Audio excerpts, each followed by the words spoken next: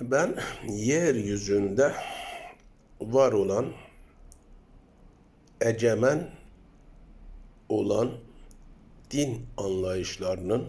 buna egemen olan İslam din anlayışı da dahil olmak üzere hiçbirisinin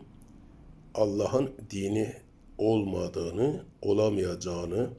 düşündüğüm gibi